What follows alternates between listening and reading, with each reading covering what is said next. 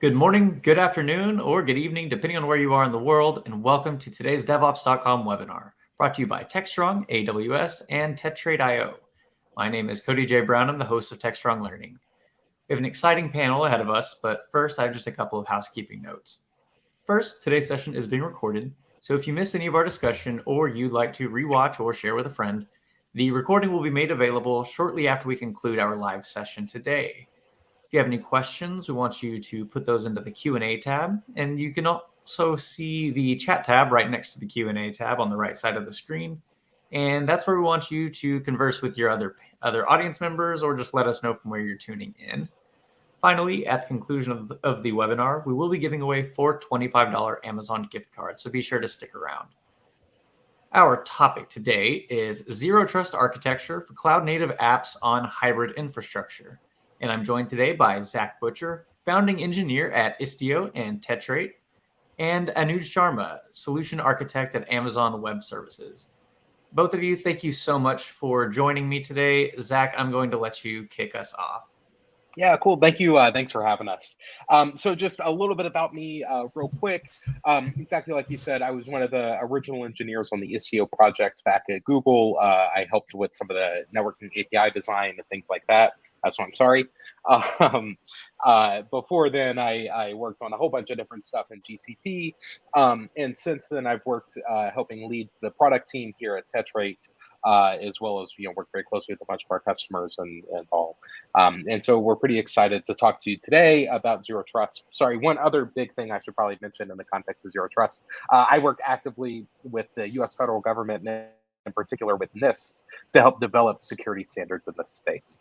So I help author the SB 800-204 series, which is for the government, the authoritative set of recommendations around microservice security and cloud.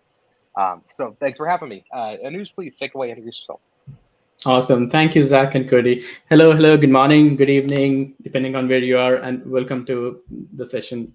Zach and I are pretty excited to talk to you about the Zero Trust architecture design in a hybrid architecture. Quick introduction about me. I am Anuj. I am a specialist solution architect here at Amazon Web Services. Been with AWS for roughly over 5.5 years now, and overall industry experience roughly around 16 years in application and infrastructure development as such. All right, I'm going to start our discussion with a mission statement here at AWS, which is to innovate on behalf of our customers so that they have less and less to do while building, developing, and rapidly iterating on secure systems. From a security perspective, our customers keep on asking a question, seeking answers to an ongoing question. What are some of the optimal patterns to ensure the right level of confidentiality, integrity, and availability of my systems and data while increasing speed and agility? Increasingly, customers are asking specific question about how security architectural patterns that fall under the banner of zero trust architecture or zero trust networking that might help answer this question. So today, we're going to share our perspective. We will share our definition and guiding principles of zero trust, and then explore the largest subdomains that have emerged under this banner. We will also talk about how AWS has woven these principles into the fabric of AWS Cloud, and specifically in the context of EKS-Anywhere. Finally, we will review how AWS and Tetrate can help you across your zero trust journey, focusing on the underlying security objectives that matters most to our customers. All right, let's start our discussion by defining what is zero trust. Zero trust is a conceptual model and an associated set of mechanisms on providing security controls and digital assets that not only solely and fundamentally depend on traditional network controls or network parameters. The zero in zero trust fundamentally refers to diminishing, possibly tending to zero, the trust historically created by actor's location within the traditional network, whether we think of the actor as a person or a software component. In a zero trust world, network-centric controls or network-centric models are augmented and replaced by other techniques, which we can describe generally as identity-centric controls. And these controls provide equal or possibly better security mechanism that we had in place previously. Better security mechanisms should be understood broadly to include attributes such as greater flexibility and usability, even if the security posture remains exactly the same. Let's consider more details and possible approaches to the two dimensions. One such dimension is network. Do we achieve zero trust by allowing all network packets to flow between the host or endpoints and implement all security controls above the network layer? Or do we break down our systems into smaller logical components and implement much tighter network segments or packet level controls, typically referred as microsegmentation or microparameters? Or do we add some kind of gateway or a proxy layer above, which enforces a new kind of trust boundary, or a combination of all these techniques? Today, we're going to see a combination of all these techniques using Tetrate. The other dimension is identity and access management. Are we talking about human actors with their PCs, tablets, and phones accessing a web application? Or are we talking about machine to machine, software to software communication, where all requests are authenticated and authorized using some or other kind of technique? Or perhaps are we thinking of a combination of these two techniques? For example, for certain security relevant properties or attributes of the user's situation, strength of authentication, device type, ownership, posture assessment, health, network location, and others are propagated to and through the software systems which the user is interacting, and alter their identity dynamically. Thus, as we start to look closer and closer to zero trust, we can immediately see a confusion or a possibility of confusion happening, because many different topics and concepts are implicated. But it's also clear that there are opportunities that exist in front of us to build better, more flexible, and more software security systems. But what are some of the principles that can help us guide through this confusion end to end? First and foremost, fundamental principle is for zero trust is, while the conceptual model decreases reliance on network location, the role of network controls and parameters remain fundamentally important to all the security architectures. In other words, the best security patterns or best security doesn't come from making a binary choice between identity-centric controls or network-centric controls, but rather using both of them effectively in combination with each other. Identity-centric controls such as AWS SIG-v4 request signing process, which is used to interact with AWS API endpoints, uniquely authenticate and authorize every signed API request and provide very fine-grained access controls. However, network-centric controls such as VPC, security groups, private link, VPC endpoints filter unnecessarily noise out of the system and provide excellent guardrails with which identity-centric controls can operate, and both of them can operate with each other. Typically, these two kind of controls should not only coexist but should be aware of each other. For example, VPC endpoints provide the ability to attach a specific policy that allows you to write and enforce identity-centric controls and rules at the logical network boundary. Now, our second guiding principle for zero trust is that different things can mean different things in different contexts. Arguably, one of the key reasons of ambiguity surrounding zero trust is the term encompasses many different use cases which share only the fundamental technical concepts of diminishing the security relevance of network location or boundary. Yet those use cases differ substantially in what they're trying to achieve for that organization. By focusing a specific problem that we are trying to solve and approaching it with a fresh pair of eyes and tools, we can avoid getting mired into low value discussions around whether the new approach of security challenges really, or to what degree is an application of zero trust concept. Our third guiding principle is that zero trust concepts must be applied in accordance with the organization value of the system and the data that is being protected. Over time, the application of zero trust conceptual model and associated mechanisms will continue to improve defense in depth and continue to make security controls that we have even better through the increased visibility and software defined nature of cloud. Applied well, the tenets of zero trust can significantly raise the security bar, especially for critical workloads. However, if applied in strict orthodoxy, zero trust methods can limit the incorporation of more traditional technologies into upgraded or new systems, and can stifle innovation by overly taxing organizations where benefits aren't commensurate with the efforts. Business systems, network controls, and network parameters will continue to be important, and usually adequate controls for a long time, perhaps forever. We believe it's best to think of zero trust concepts as additive to existing security controls and concepts rather than as replacements. With these guiding principles defined, let us shift our gears in applying these principles on Amazon EKS Anywhere. Before we go there, let's have a quick primer on EKS Anywhere.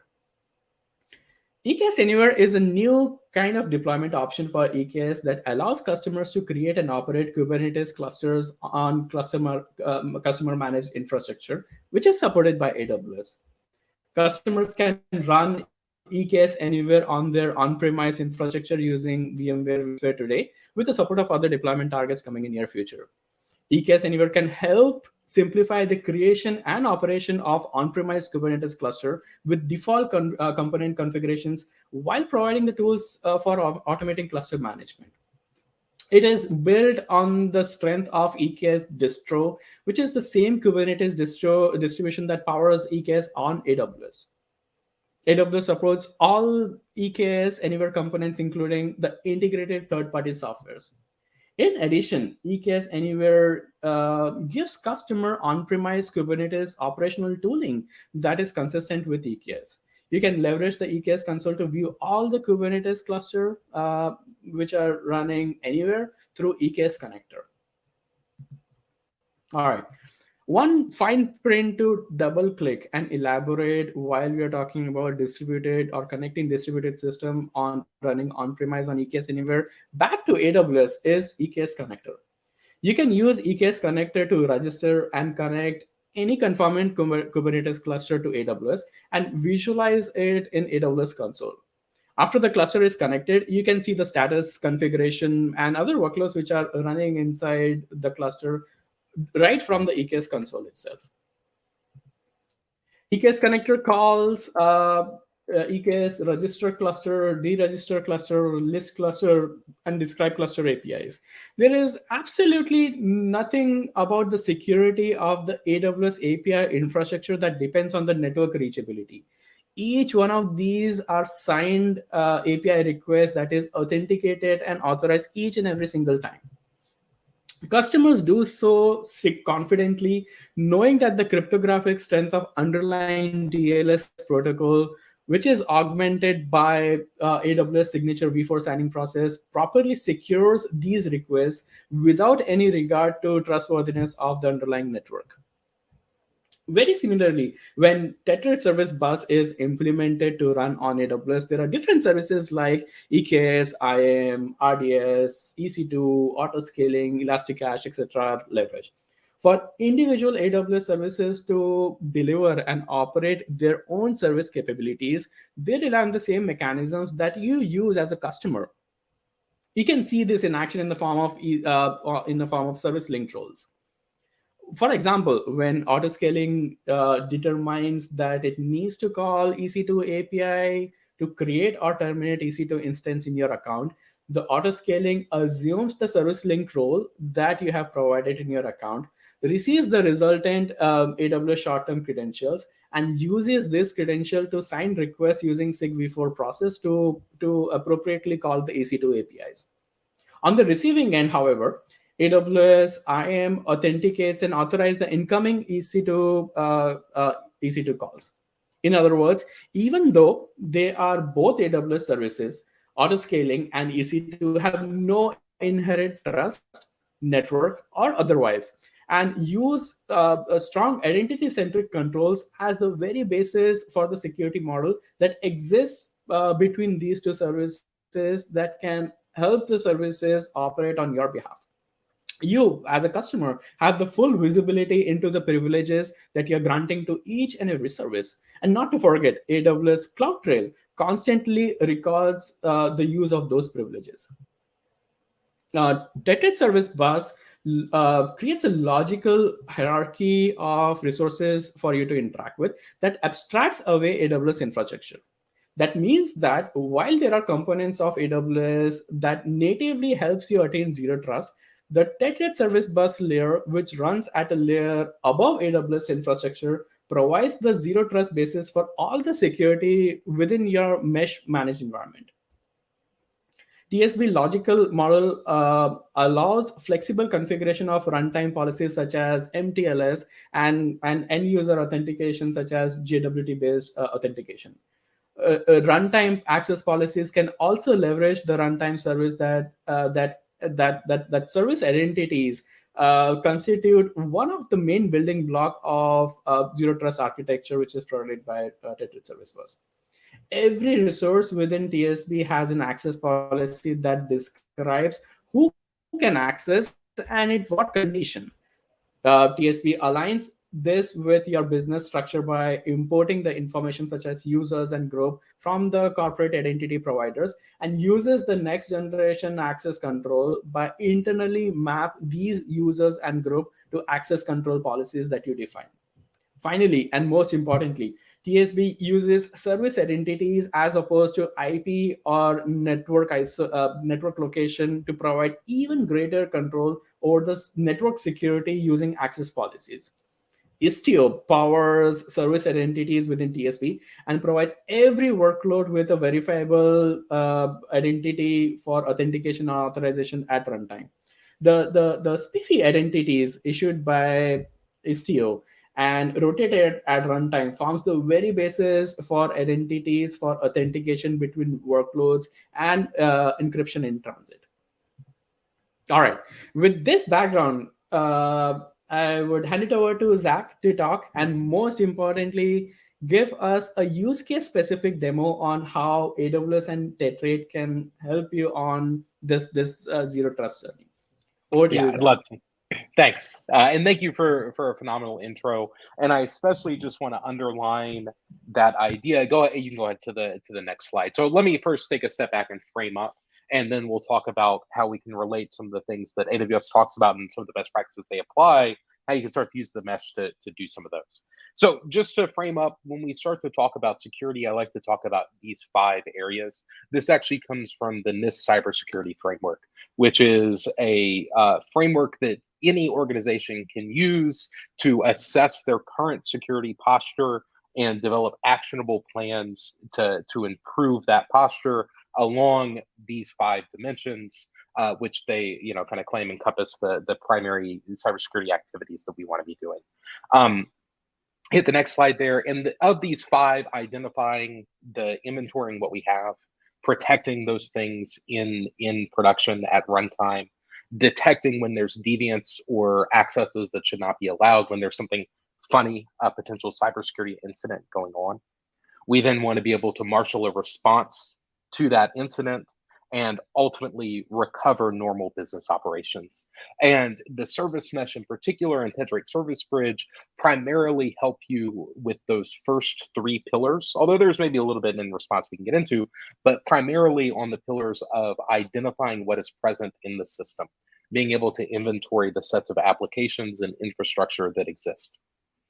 Protecting that at runtime, using those runtime identities that Anuj described, and I'll talk about in more depth, using those runtime identities not just for authentication, but also encryption and transit, and to implement in your own infrastructure that idea of authenticating and authorizing every single request that's going through, exactly like AWS does with all of the API requests, both that you make to it as well as their internal services make. I think that example of the auto scaling is a really beautiful example, right? Because it's in theory, it could be privileged. right? It's AWS infrastructure that's calling AWS APIs to do something on your behalf. But in practice, it operates in identically the same way as if you are a user calling to make a scaling request, right? And this is a really beautiful insight into how we can start to build our applications and succeed in this microservice modernization, because we want to be able to build for that reuse throughout. We don't want to special case internal and external. Using the service mesh gives you a kind of substrate to start to do this for all of your applications. So how do we start to achieve this? Tetrate Service Bridge is a layer on top of open source Istio and Envoy. So across all of your clusters, and then today we'll be demoing with a couple of EKS clusters and an EKS-Anywhere cluster. We're going to go in and deploy that Istio control plane and have it control envoys at runtime. Where Tetrate really comes in and provides value is a layer over top that provides exactly like you said earlier, multi-tenancy and the ability to bring your existing identity provider so you can control who can do what in your physical infrastructure. We provide a whole bunch of runtime capabilities to make it look like your infrastructure is kind of one big flat network, even though we can have strong isolation at the network and VPC layers, exactly like we described. And we can have, these underlying VPCs and underlying VPNs and similar that facilitate that connectivity. Then on top of that, we don't need to burden our applications with the logic of dealing with these networks. And B, we can start to layer on the identity-based security I just talked about on top of those underlying network controls. And that's exactly what we like to see to get the strongest security posture, is the layering of traditional network controls with this identity-aware set of controls as well. Go on to the next one, and let's talk about what our setup is going to be.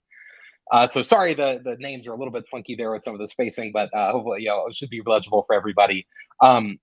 Roughly what we have here is we'll be deploying what we call a tier 1 cluster. And this will be accepting our user traffic as it's coming in and load balancing that across other parts of our infrastructure.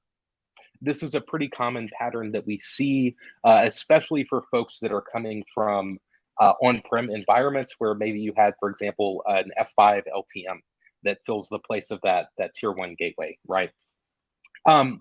Using this, we'll be able to show a couple different things. One, we'll be able to show load balancing to applications across, including multiple applications served by that one shared gateway.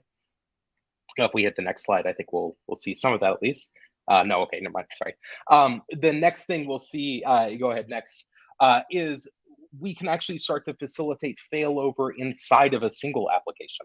So inside of the set of services that compose our payment application, we can facilitate cross-cluster failover there, for example, when we have an active application. And then next slide, the final thing we'll end showing is using that tier 1 gateway to canary a new version of EKS. So one of the common pains that I know we hear quite a bit is around EKS and EKS upgrade, right? It's still, for a lot of the customers that I talk to, I think it's the same for you, Kubernetes upgrades are still a scary process, right? It's not yet a science that it just happens, right? And so one of the use cases we see there is using this cross-cluster load balancing capability to be able to canary not just individual services, but to canary entire pieces of our infrastructure. And we'll show some of that today.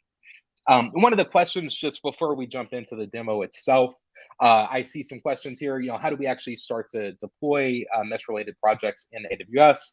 I would say, hey, there's Tetrate in the AWS marketplace. There's also AppMesh that you can look to start to play with as well. Our two really strong Envoy-based mesh solutions that you can start to go look at, and they'll get you off on the right foot going. I would say, hey, if you're not tied to Istio and you're only in AWS, AppMesh is a phenomenal thing to go look at. If you're looking at Istio things, come check out the Tetrate side there, and we have quite a bit to help you get up and running a little bit faster with Istio and EKS. And then, great, in the demo, I see some other questions here on how do we inventory things, and how do we assess some of that security, and how do we stop unwanted exposure in real time. I'll talk to some of these in the context of the demo as well. with that, I think actually, why don't we go ahead and just hop over, and I'll go ahead and take over the screen share here. Alrighty, I'm going to share my entire screen, so we'll see the back end first real quick. Now, here we are. Okay, cool. So welcome. Let's start logged out here real quick. And we're going to look at a couple different personas, because one of the key things we'll talk about in a second is some of the multi-tenancy in play. But first, let's get an idea for what's actually deployed out in our system. 1 second here, y'all can watch me have fun logging in with 1Pass there. First off, I want to just point out that that I'm logging in against an existing identity provider. In this context, I'm actually logging in against an Active Directory instance. But we can support all kinds of different OIDC providers and similar. The key idea is that you bring your own identity, you bring your existing organization's identity system to play. Your developers log in with their existing corporate accounts, and when they log in, they're going to get to manage their infrastructure using TSP. So I'm logged in as a super admin right now, and I have access to everything that exists. So let's take a quick tour first. Let me just take a look here at our set of clusters that are deployed in the environment. So we can immediately see that we have 4 clusters that are in play here. We see that 3 of them are EKS and 1 is an EKS-Anywhere cluster, so named. We can actually go in and start to inspect these if we want. We can get a little bit of cursory data about them. We can see what some of the things that are deployed and where are they deployed. Right, so some just basic cursory information, nothing too crazy here in this one. But as we start to dig in, one of the more powerful things we can do is start to visualize our topology. So this is a little bit crazy to start with. We have a lot of lines, a lot of things talking and going on just right out the gate.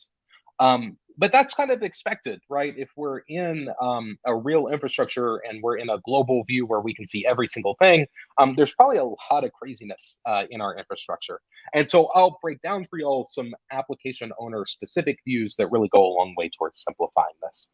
But we saw those 4 clusters originally, and here we can identify exactly those 4, right? So we have our tier 1, which is hosting that shared gateway that's performing load balancing on behalf of both sets of applications that are deployed in AKS and EKS, and one that is deployed in EKS-Anywhere over here. And one of the things I want to call out is, we don't have to have homogeneous clusters, right? These clusters can be different from each other, and that's fine.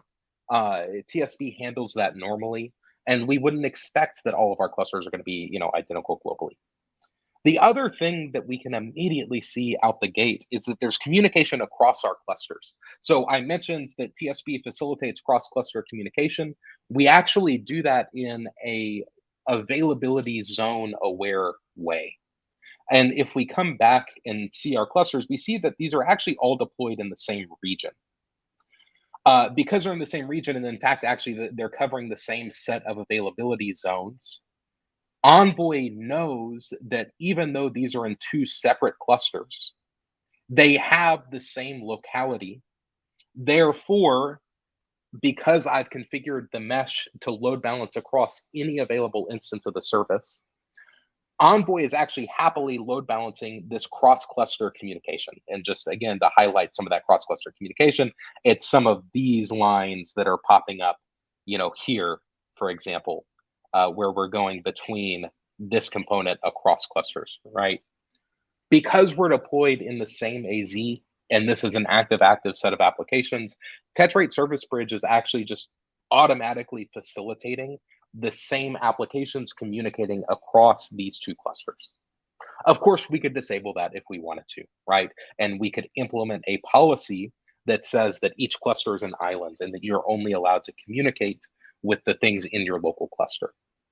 But the important part is that is a policy that we get to write and that we can author first class here, that will be enforced and implemented by the service mesh, regardless of what the underlying network topology is. And in fact, in this underlying network topology, today, I'm taking a more insecure pick, and I'm actually networking we're actually going over the internet. These are when we are going across clusters, we're actually using ELB addresses, and I can show you where, to traverse the internet to send this traffic. And that's an acceptable trade-off in the security model, because the service mesh is providing an application identity, and that application identity is being used to provide encryption and transit at runtime. So we don't necessarily have to set up VPCs or VPNs or complex peering arrangements underneath if we don't want to, because we can trust that identity aware policy as well as the encryption and transit it provides. However, an extra layer of security would be doing this over a private link, doing this over VPC peering, for example, so that we don't need to traverse any public network as well, right? And in that way, we can take what is a good security posture, a policy identity-driven access control system, and augment it with a known best practice, perimeter-based security model that allows access based on network location, like VPN, and overlay the two to wind up with a net better security posture overall. Alrighty, so here we are. We can see some of the cross-cluster communication happening. One of the things that we can, maybe I don't need to go do quite so much because we're already flowing across, is that we can actually go and, for example, delete one of the pods in our deployment. So here I'm doing my k-east is an alias for the Kubernetes, for a kubectl command on that East AWS East cluster, and I can scale down, for example, the detail service. And what we'll see is in a couple minutes after we update our metrics here, it'll disappear from East and it'll appear in East West. So that's awesome. We can see and control how our traffic flows and where. We can take this and start to dig into our individual services to understand their health and their performance. For example, I know that this detail service is deployed across 3 clusters. I can dig in and start to understand, for example, the health of details in the EKS-Anywhere cluster, in my AWS old cluster, for example. I can start to look in and understand application traces so that I can, this is the Zipkins UI. So I can see where is latency being spent, where are these calls going, and start to understand my application. We can start to zoom in and understand just how traffic is flowing in subsets of our services. So I can look at, for example, just the detail service and see that in this case, it's only being called by these gateways. We could go back to our service list and we could look at, maybe this one should be interesting, a slightly different service. And we can see, it has, again, a very unique topology that's yet again different than the others. And in this context, this one's not deployed in EKSA. So this is awesome. We can really dig in and start to understand how our applications are performing anywhere in our infrastructure, wherever it is they're running across the global system in one place. Now, then after that, we can start to go and manage those applications. So to do that, what I'm going to do is swap over. So we're going to come over to an incognito tab so that I can log in with some different users. Again, we're authenticating against an Active Directory in this case, and I'm going to log in as one of my application developers. This Sheng, this application developer, owns the customer services that support portal set of applications. And we can see that first when we go to our dashboard. The only sets of things that we can view are our support portal things. When we go to that global topology, it's a whole lot simpler than it was before because we're only looking at the stuff that we own, right? I'm only going to see my corner of the world here in this diagram and in this topology. And when I say my corner of the world, what I mean is the applications that I own, the services that are calling the applications that I own, and the services that my application depends on, right? So I can see everything that I have with total information there. I can see what's calling me, and I can see what I depend on. So I have a very comprehensive view that allows me to quickly assess the health of my own service and identify if a problem is mine, if a problem is upstream in something that I depend on, or maybe it's even downstream on the client side. And that kind of thing we can very quickly start to assess.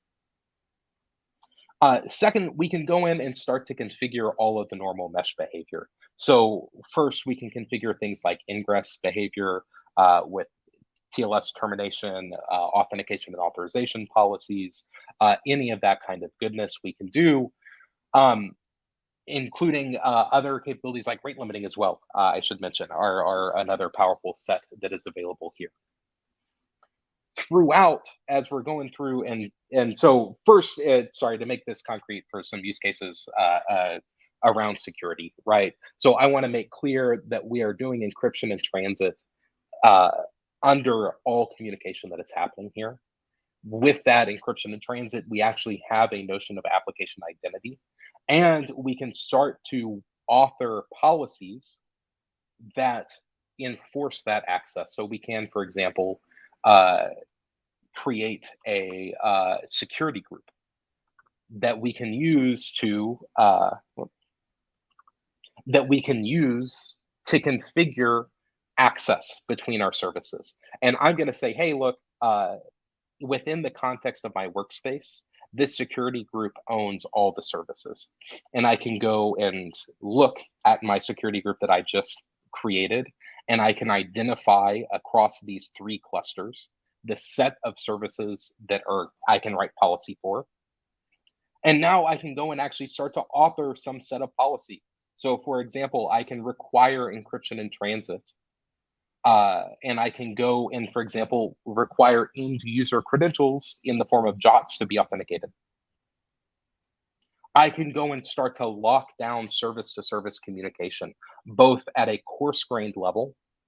Hey, you're only allowed to talk with things in your own cluster or within your own namespace.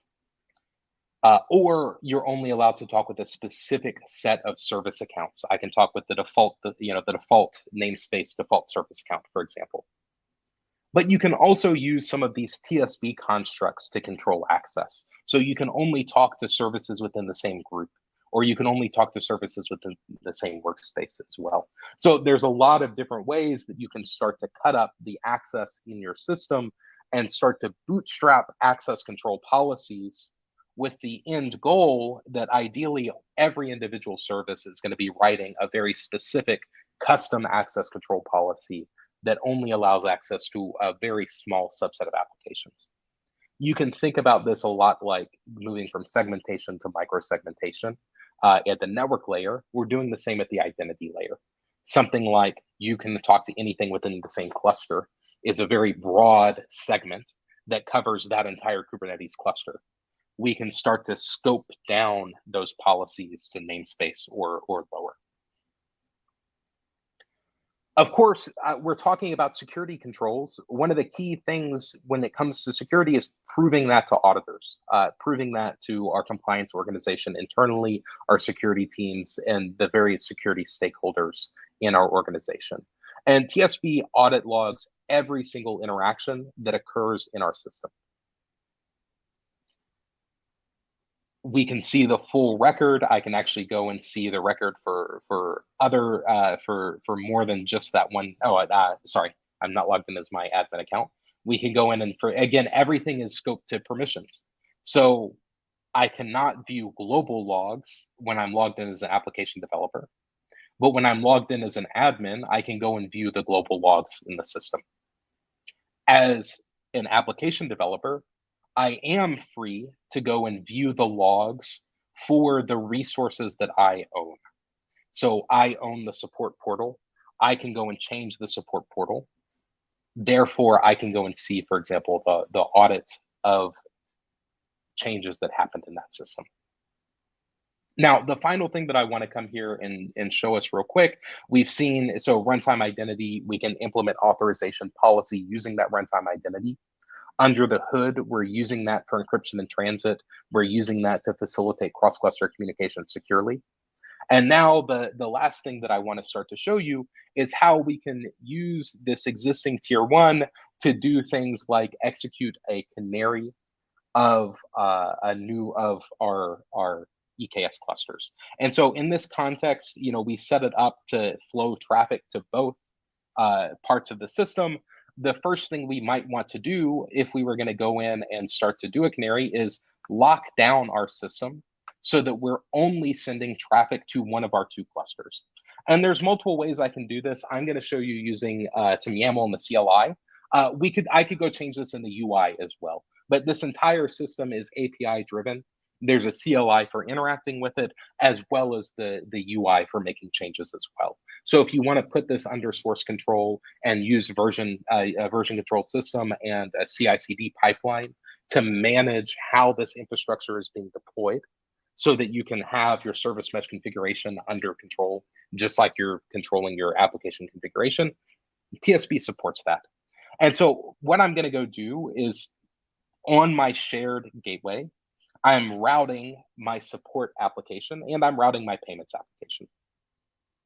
What we want to go do, and in this case, I'm serving them on AD without TLS, just to keep things simple for myself. We could, of course, go use like Let's Encrypt, for example, to issue ourselves some certificates here if we wanted to, and that's well supported. This uses all the goodness of Istio and Envoy under the hood, so anything that it supports, we can.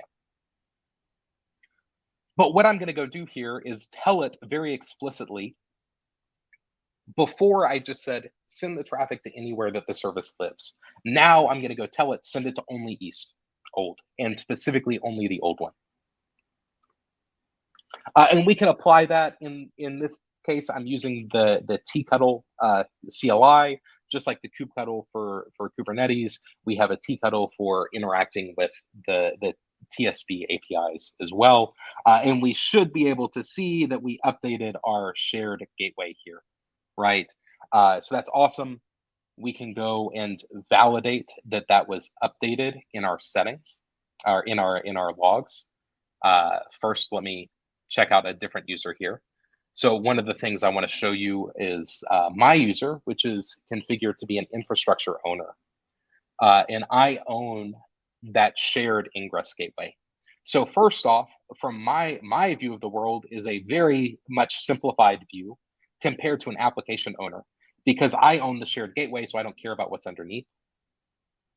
And then secondly, or I don't necessarily need to care about what's underneath. And then secondly, we just went and updated some of these configurations, and I can go look at the audit logs and see which changes were made. In this case, I can go and see that my shared gateway was updated. It was updated by the admin because I'm configured in the CLI to be logged in as the admin. And I can see exactly what change was made, that I'm forcing all traffic into the old cluster. And as we come back and we start to look at the data that we have that's flowing, it'll take us a couple minutes, of course, for everything to be updated. But what we should start to see is that the traffic in these clusters is starting to fall off, right? Meanwhile, the traffic in this cluster should start to pick up as well. We have some fun drawings here with the when we're looking at very short time frames, we like to draw down to 0. So a little bit of a graphics bug. If we go to a longer time frame, we don't have quite that draw to 0. Or it's not as noticeable. So while we're sitting here and waiting for it to update, we'll see that the traffic will start to bounce over. The final thing, again, as the system sits, again, I want to highlight that we can have a variety of different personas and a variety of different applications deployed across them. And so to end here, I'm logging in as yet again another developer. This time we own our payments application. And in the context of payments, I'll highlight that we don't even see the EKS-Anywhere cluster because it's not deployed. Our payments application is not deployed there. So I only need, as a user that's logged in, to deal with the parts of the system that are mine. I'm not going to be burdened with the rest of it, except to the extent that it affects me. And as I go and make configuration changes here to my part of the world, those changes are contained and are local within only the part that I own. Finally, again, just to underscore, happening underneath all of this, we're stitching together the metrics globally. We're showing this entirely in AWS, but this would include stitching together the metrics for an on-prem installation. For example, our EKS-Anywhere cluster is deployed on Equinix Metal. And so this is an entirely different infrastructure provider, right?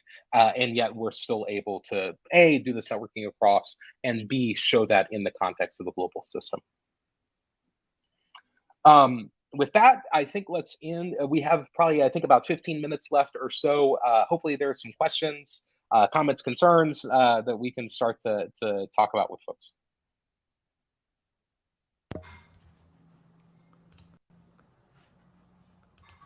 Sorry, there we go. Hey. So I'm looking through our questions and I'm seeing quite a few. So we'll just take them from the top. Awesome. How is TSB Discover service on other clusters? Does TSB use Ingress Gateway or the control plane discovers directly from Kubernetes API of other cluster? Yeah, this is a great question because it gets at that underlying architecture. So the fundamental way that we build this system is that we want a local control plane in every cluster that you're running for availability, right? You don't want, for example, there to be a network partition and suddenly you can't talk to the service mesh control plane and now you can't change policy. So we want to align our failure domains together. The way that we would do that is by deploying a control plane there in each cluster. Next to the open source Istio control plane, we deploy a small thing that's called TSB Edge. It sits in that cluster. It's actually what pushes CRDs to Istio to implement all the runtime behavior that we just saw. That is what reports that inventory of data back up to TSB. So that little agent there, accepts centralized configuration from TSB and pushes it to Istio as CRDs. And in return, it reports status about that cluster back up to the central UI, including, is the configuration up to date? What services exist in the system? All of that kind of stuff. One other thing just around the ingress gateways, we actually have a relatively opinionated deployment topology with our ingress gateways and with our cross-cluster communication. So in some Istio deployments, and maybe even in this demo setup that I showed you where we're both deployed in US East, potentially we could actually do pod-to-pod connectivity. And that would be really cool. And there's some nice efficiencies that you can potentially get there. As a design decision, TSB does not facilitate direct pod-to-pod communication across clusters. We instead force it to go through an ingress gateway. And that's so that we can be agnostic to the underlying L3 network, right? Direct pod-to-pod communication requires flat networks across the pods. That's, in our experience, not very common, especially when you start to bridge. It's much more common that we have separate VPCs for EKS clusters. It's much more common that we don't have a flat network between on-prem and in the cloud. Therefore, we tend to go through ingress gateways. So how can we deploy mesh-related projects in AWS? Yeah, and so I think I touched on this one a little bit earlier, but go check out, if you're only in AWS, go check out AppMesh. It's a great Envoy-based service mesh. It'll probably get you pretty far. If you're in other environments as well, or you're looking at Istio in particular as the mesh implementation, then do please come in and check out Tetrate. We are the Istio partner for EKS-Anywhere as well. That's why we're part of the reason we're here doing this webcast with the folks from AWS. So we're happy to help there. And please, I think we just linked the Istio Fundamentals course, especially for folks that are looking at getting started with Istio, wanting to get their feet wet. This is a phenomenal place to go and start to become familiar with the underlying Istio project, with the capabilities that it brings. And you can go and do that entire demo, that entire workshop and training course in AWS, in EKS, and it'll work out the box great. Awesome. So the next question reads, do you inventory containers and API connections, and do you assess security as well? Yeah. So today we don't yet. So we are inventorying the sets. We're inventorying the pods that are deployed, the services that are deployed. We're inventorying applications that are deployed on VMs as well. We are not doing runtime security scanning, so we're not doing container security scanning. And today we are not doing active API detection. Tetrate, for example, partners with folks like Sequence, who provide really comprehensive solutions on API security specifically, to be able to do some of that kind of deep inspection and some of those more common API security use cases. But we don't do that out of the box today. Instead, what we give you is the baseline data to understand what communication is happening in the system that you can start to feed into existing outlier detection or risk detection systems.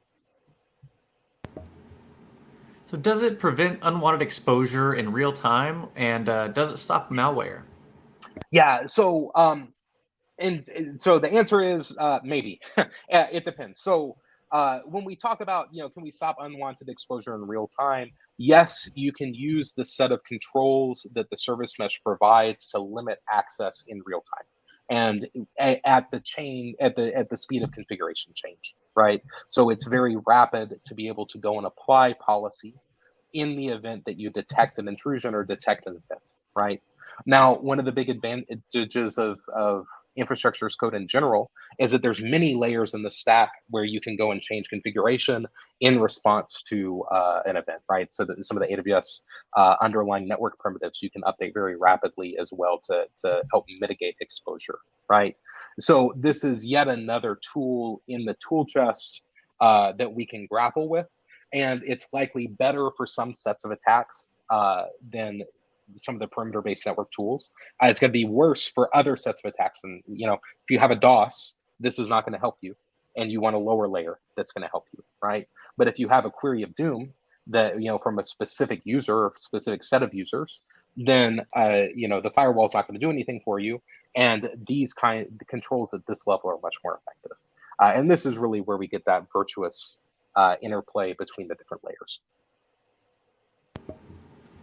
And we received a follow-up question on the ingress gateways. Yeah. So do clients have to change the hostname URL while making calls to services and other clusters through the gateway?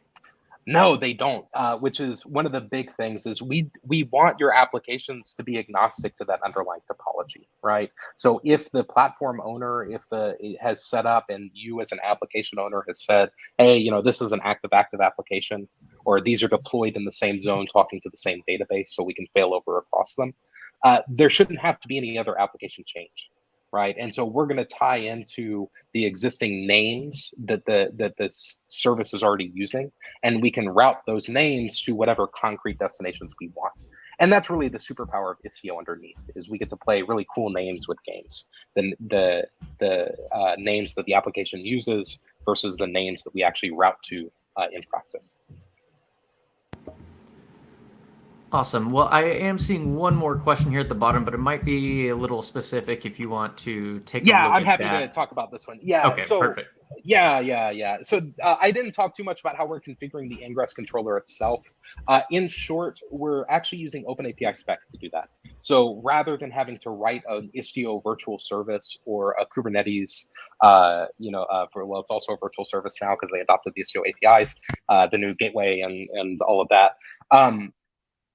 We actually support writing an OpenAPI spec, annotating that spec with, for example, the backend service or authentication and authorization, rate limiting, whatever the mesh configuration is. You can annotate that existing OpenAPI spec with that and give that to us. And A, we'll program the ingress proxies for it.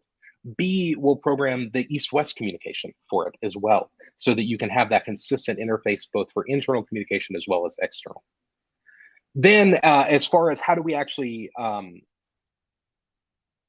sorry, I'm just reading to make sure, so basically we try to mitigate the difference between east-west versus north-south traffic, because from a lot of perspectives, especially as you start to adopt a microservice-oriented architecture, that difference becomes less meaningful, because that's fundamentally a network position-oriented question, right? If I'm in the trusted network, do I get different access than if I'm not in the trusted network? That's what north-south versus east-west means, right?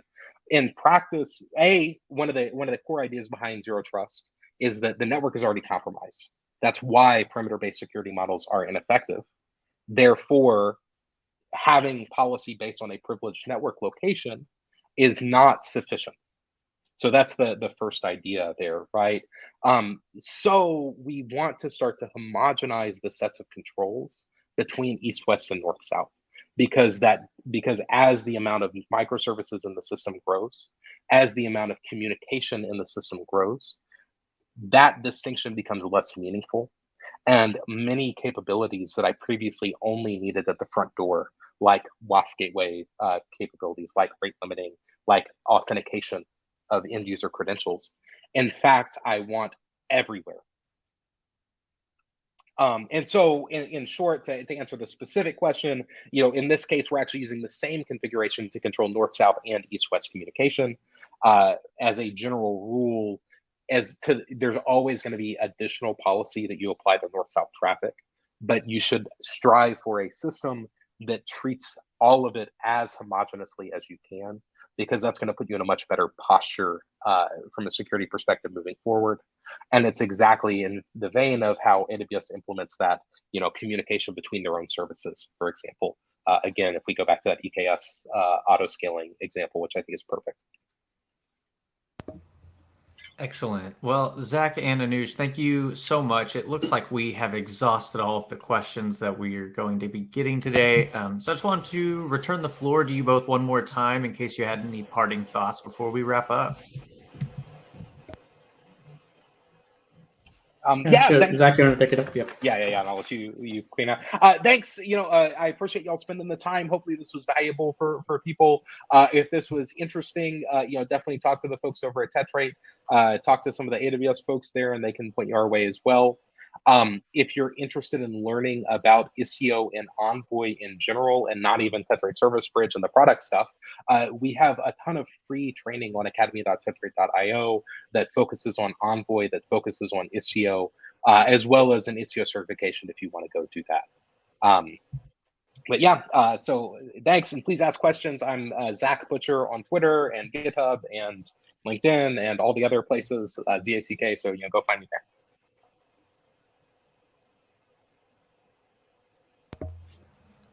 Awesome. Anuj, anything from your end, or you good to go? No, I think it was a great session. Hopefully that can accelerate your journey of zero trust architectures, specifically using TSV on top of AWS. And if you have any questions, feel free to reach out to Zach or me. I shared my Twitter handle earlier. It is Anuj Sharma 5. Feel free to reach us out, and happy to learn more from your specific use case and help you accelerate this journey from any of the channels that we described earlier. Awesome. Well, Zach and Anuj, thank you both so much for joining our conversation, for putting together the demos, and for sharing your expertise with us. It goes a long way, and we really appreciate it. Yep. Happy to. Thanks for having us. Pleasure. Of course. Thank y'all you. have a good one. I'd like to quickly remind our audience that this session was recorded. You should be receiving an email after we conclude with a link to watch the recording. You can also re-watch on the DevOps website at devops.com/webinars. So before we close out, we do have 4 $25 Amazon gift cards to give away. Our first winner is Oli P. Our second winner is Anthony P. Our third winner is Ehimofor or Ejimofor N. And our final winner is Benoit R. So congratulations to the 4 of you. Keep an eye on your inbox to claim that gift card. And if you don't receive an email, just check your spam folder. I would like to thank AWS and Tetrate for sponsoring today's webinar. And my final thanks, as always, goes to you, our audience. We really appreciate the time that you take out of your day to spend with us. We just ask for one more moment for you to fill out a post-webinar survey that should pop up right after we close. And we hope to see you at a future Techstrong Learning webinar. Everyone have a great rest of your day.